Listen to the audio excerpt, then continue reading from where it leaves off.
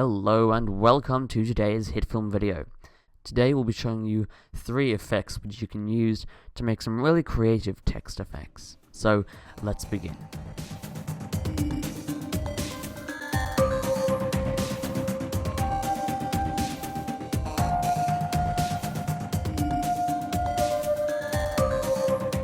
Today I'm going to be going through things a little bit quickly, but not too quickly, and most of the stuff should be fairly easy to understand. So today's video is going to be rated 3 stars out of 5 on the difficulty scale. Also, I'm looking to expand my channel a little bit, because Hitfilm is great, but if there's any other, tutorials that you guys want for other programs, or making films in general, or any kind of video that you guys want, just leave a comment down below so that I can see what kind of videos you guys would like from me. But with that being said, let's get into this video. So here in this composite shot we've got 4 layers. We're just going to go through them one at a time. The first one is a fractal noise plane.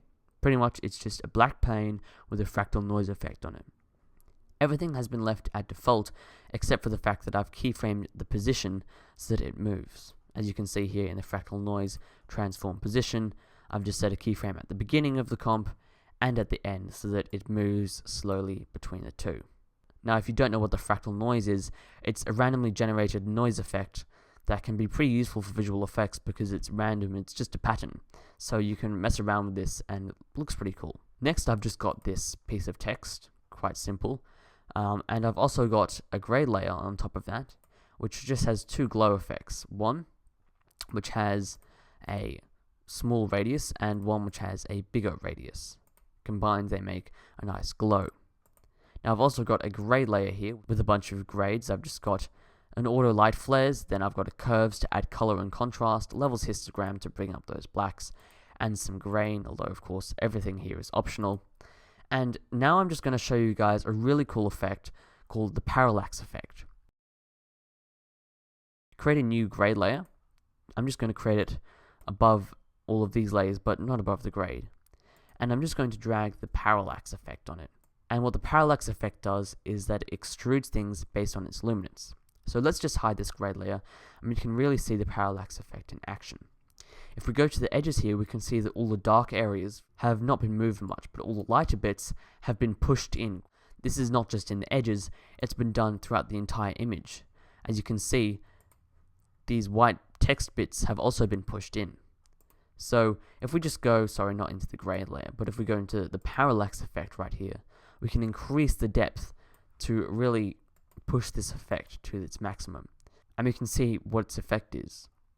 Now we can also invert it so that all the white bits are pushed out.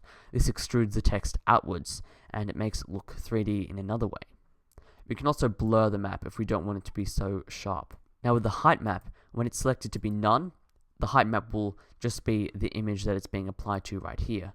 But if you select a custom height map, for example, just the text, then it will extrude it just with this text. So if there's white bits in this text layer, then it'll extrude them outwards. And because the rest of it is transparent, it extrudes it back in. Now that you know what the parallax effect does, I'm just going to mess around with it to create some cool effects. So I'm just going to make sure that the height map is the text.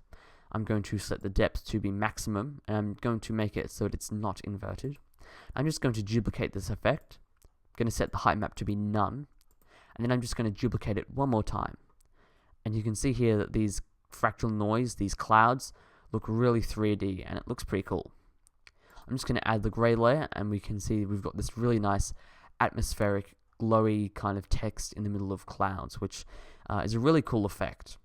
Now because of the parallax effect, it looks kind of like it's inside the clouds rather than just something sitting on top of it. And that's kind of the effect that I was going for. So that's the parallax effect.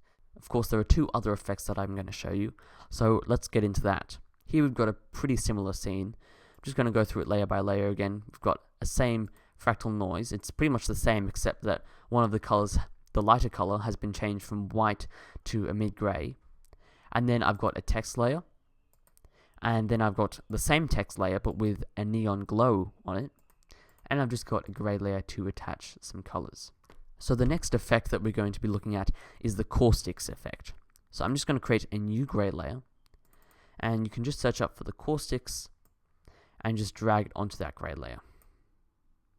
And you can see it does some pretty weird reflective stuff. The purpose of the caustics layer is to try and make your scene look like it's being looked at through water, and that's a pretty cool effect. If you mess around with these, you can find something that you like. But for now, I'm just going to go with some settings that I've messed around with before the recording of this video. I'm just going to set the depth to be 200, and the refractive index to be 2.